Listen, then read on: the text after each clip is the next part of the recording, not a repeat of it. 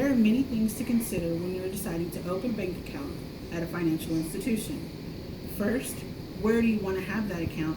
Second, what type of account do you want to have? And third, how are you going to maintain that account? I have worked at a bank for over 10 years and in that time have encountered too many people who know little or nothing about bank accounts.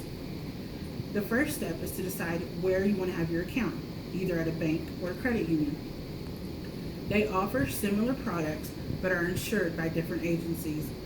Both the FDIC.gov and mycreditunion.gov websites state that each agency insures each depositor for up to at least $250,000.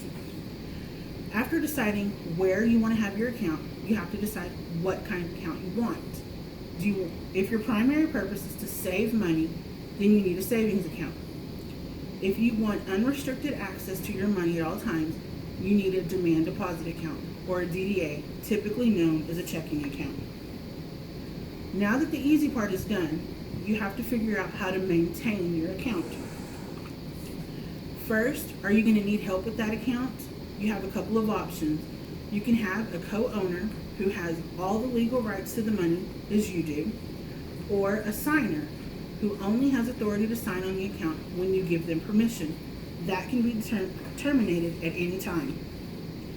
Next, are you going to use checks or debit cards or both?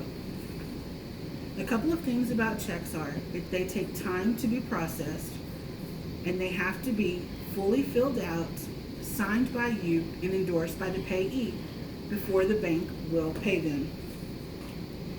Debit cards are much quicker and preferred by many merchants. As soon as you have the receipt in your hand, the money has been debited from your account.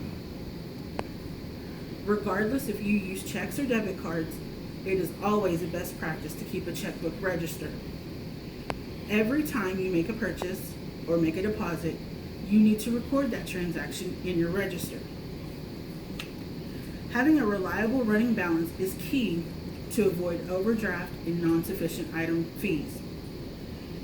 Overdrafts are items that the bank chooses to pay on your behalf even though they will overdraw your account. Non-sufficient items are returned by your bank unpaid with a fee. State National Bank Schedule of Fees charges $25 per OD or NSF item.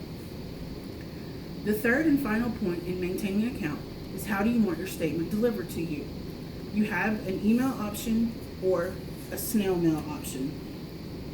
Either way, it is critical that you analyze that statement as soon as you get it.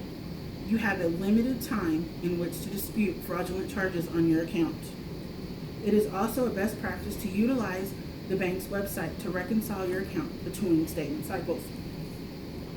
In conclusion, when you are ready to open a bank account and be in charge of your own finances, do the research.